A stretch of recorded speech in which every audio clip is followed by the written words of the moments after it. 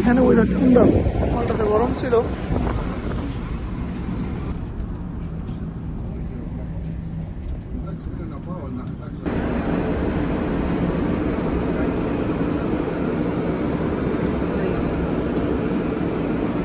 আমরা ট্রেন স্টেশনে পৌঁছে গেছি, এখান থেকে ট্রেন নিতে হবে। এই যে শাটল বাস ছিল দৌড়েজ কত, ট্রেন স্টেশন থেকে আমরা সিটি সেন্টারে যাব।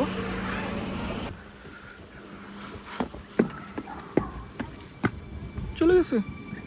আমরা এই টিকিট কাটছি 5 ইউরো, 5.5 ইউরোর মতো। অনেক দিন পরে ট্রেন দেখতেছি, অনেক দিন পরে।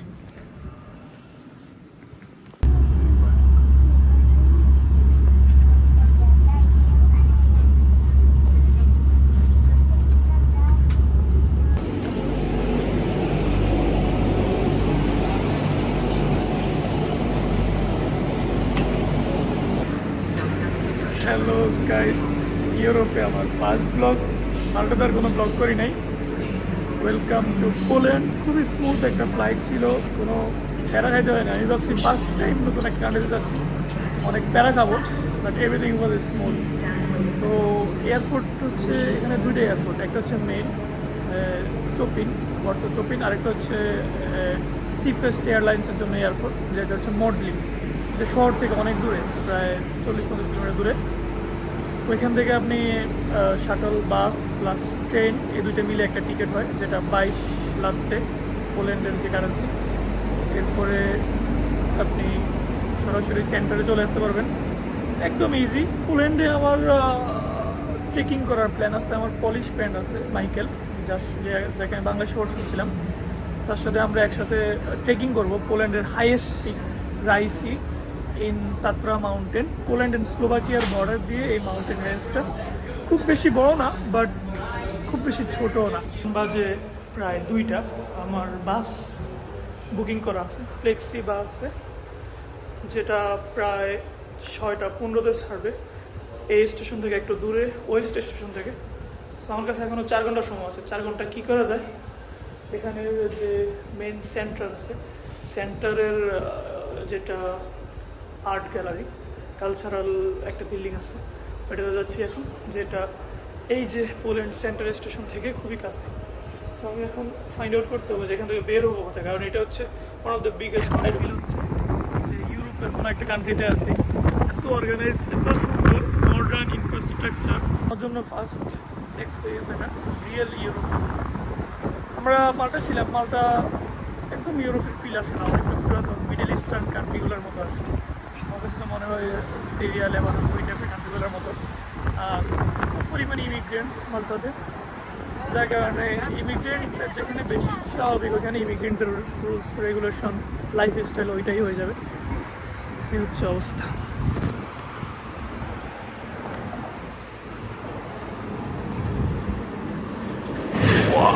সেন্ট্রাল স্টেশন থেকে একটু হাঁটলেই কালচারাল প্যালেস অফ পোল্যান্ড। বাসে উঠে বাস টিকিট কাটতে হয় টাইম অনুযায়ী। এখানে বেরিয়েছি।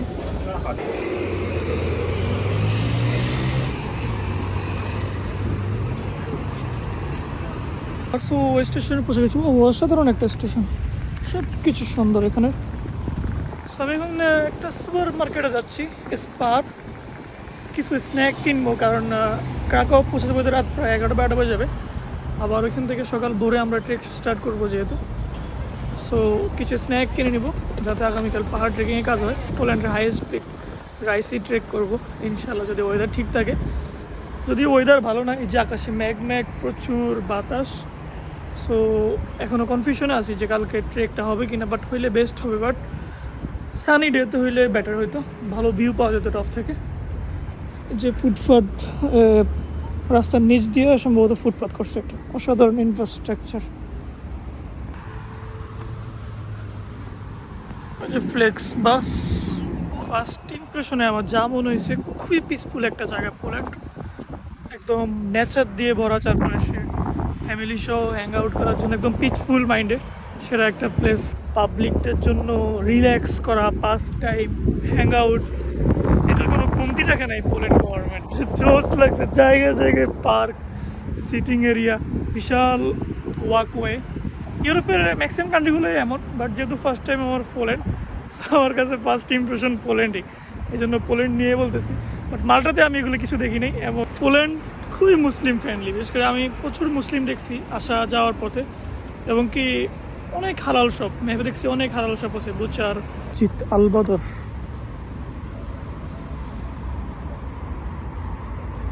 একটা মুসলিম দোকানও আছে।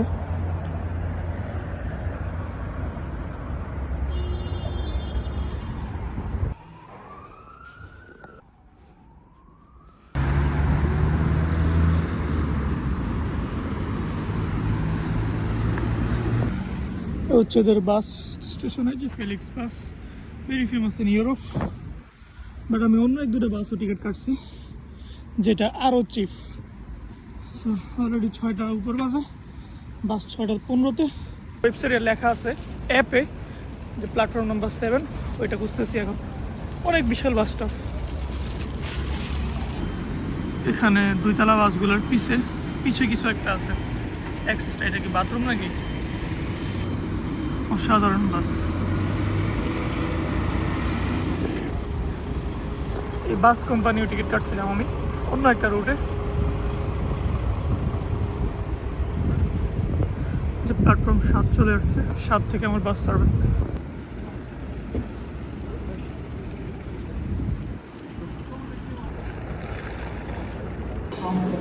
ইউরোপে বাস নেটওয়ার্ক কত বড় এটা দেখলে বোঝা যায়। 24 ঘন্টার বেশি জার্নি। ফিনল্যান্ড যাবে এখান থেকে, পোল্যান্ড থেকে ফিনল্যান্ড। আনবিলিভেবল, কল্পনার বাইরে ছিল। বাসের জন্য ওয়েট করতেছি। বাস প্রথমে টাইম ছিল 6:10।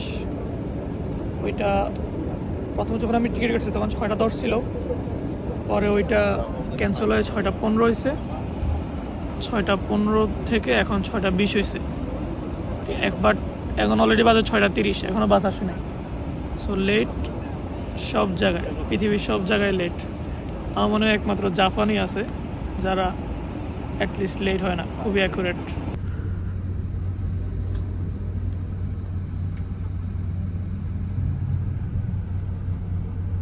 ছয়টা 40-এর দিকে বাস আসছে। এই যে একটুখানি হলে বাস আসছে, লেট হয়েছে, ঠিক আছে। এটা নাকি খুবই নর্মাল এখানে। সো প্রায় রাত 10:30টায় পৌঁছানোর কথা আগের টাইম অনুযায়ী। সম্ভবত এখন লেট বিদায় 11টা বেজে যাবে রাতের পৌঁছাতে। এবং কি 11টায় গিয়ে পৌঁছায়, আবার আমাদেরকে ভোর রাত থেকে ট্রেকিং স্টার্ট করতে হবে। সো এই ফ্লেক্সি বাসের টিকিটটা আমি মাত্র 6 ইউরোতে পেয়ে গেছিলাম। Very chip. প্রায় অনেক কিলোমিটার, শিওর মনে নেই কত কিলোমিটার, বাট প্রায় 5 ঘন্টার জার্নি। এটা 5 ঘন্টার জার্নির একটা বাস মাত্র 6 ইউরোতে। এটা আমার এই ট্রিপের সবচেয়ে চিপেস্ট বাস টিকিট। বাকিগুলো 10 ইউরো, 11 ইউরো, এমন। সো ফ্লেক্সি বাসের যে অফিসিয়াল অ্যাপ আছে, আপনি এখান থেকেও ইজিলি টিকিট কাটতে পারেন, অথবা থার্ড পার্টি এজেন্সিগুলো যেমন ওমিও, এইগুলো থেকে টিকিটগুলো কাটা যায়।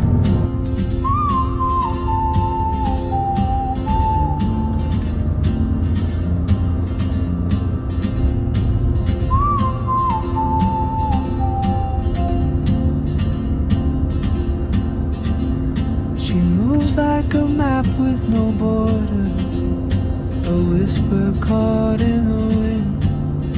I see her boots at the corner cafe with a notebook and a grin. She's chasing skies I've never named while I stay in my lane. But something in the way she moves keeps pulling at my chain. Oh, traveler, you carry the sun in your stride, leaving behind what. So এখন একটু ঘুমাই, কারণ almost আমার কাছে 4-5 ঘন্টা আছে বাসে। এই 4-5 ঘন্টা একটু ঘুমাইতে পারলেই এনাফ। ওইখানে গিয়ে আবার আমরা প্ল্যান করছি রাত 2টা বাজে স্টার্ট করার জন্য, কারণ ক্রাকাও শহর থেকে আমাকে প্রথমে যাইতে হবে জাকোপানে, এমন একটা শহর যেটা পাহাড়ের পাশেই। ওই জাকোপানে থেকে আমরা যে টাট্রা ন্যাশনাল পার্ক ওইটাতে এন্টার করবো, এরপরে ট্রেকিং স্টার্ট করবো। সো টার্গেটটা হচ্ছে এমন যে আমরা পাহাড়ের উপরে গিয়ে যাতে সানরাইজটা দেখতে পারি, ওকে যে মর্নিংয়ে যে ক্লাউড বেডটা হয় ওইটা যাতে দেখতে পারি, এই জন্য খুব ভোরে স্টার্ট করবো। সো দেখা যাক ইনশাআল্লাহ যদি সব ঠিক থাকে, শরীর ভালো থাকে এবং কি ওয়েদার সবচেয়ে ইম্পর্টেন্ট। যদি বৃষ্টি না হয়, অনলি প্রবলেম হচ্ছে বৃষ্টি হইলে ফিনিশ, আমার পুরো প্ল্যান চেঞ্জ হয়ে যাবে আমার এখান থেকে। কারণ সব বাস টিকিট কাটা, আগামীকাল সময় আছে, বাট আগামীকাল উইকেন্ড, সো উইকেন্ডে প্রচুর মানুষ হয়, এটা হচ্ছে আরেক। এই রাতের 11টা বাজে, এই মাত্র চলে আসছি ক্রাকো গ্লোনি বাস স্টেশন, প্লাস এই পাশে যেটা এটা হচ্ছে রেল স্টেশন। সো আমি এখন চলে যাব আমার ফ্রেন্ডের বাসায়, পলিশ ফ্রেন্ড, এবং কি 1-2 ঘন্টা ঘুমাই, এরপরে আবার আমরা বের হয়ে যাবো রাত 2টা বাজে। এখান থেকে জাকোপানে যেতে হবে, যেটা আরও প্রায় 1.5-2 ঘন্টার রাস্তা। করে মাথা ঘুরতেছে আমার, এক পাশে ট্রেন, এক পাশে ট্রাম, এক পাশে আবার মেট্রো, ওই আবার পাবলিক বাসে কোনো অপশন পাচ্ছি না আমি। আমার মানে ডেস্টিনেশনের কোনো আগামাতে পাচ্ছি না, বাধ্য হয়ে এখন বোট অর্ডার করতে হচ্ছে। ইউরোপে একটা প্রবলেম, ইউরোপের মেজর সিটিগুলোতে মানে জিনিসপাতি বুঝে ওঠা খুবই হার্ড, জিনিসপাতি ফাইন্ড আউট করেছে কোথা থেকে কোথায় যেতে হবে, কোথা থেকে কোন বাস মিলবে, নাকি ট্রেন মিলবে, নাকি ট্রাম মিলবে। So it's quite hard. Traveler, the world is your open gate, and I just stood afraid of fate. If I don't take that step today, you'll vanish with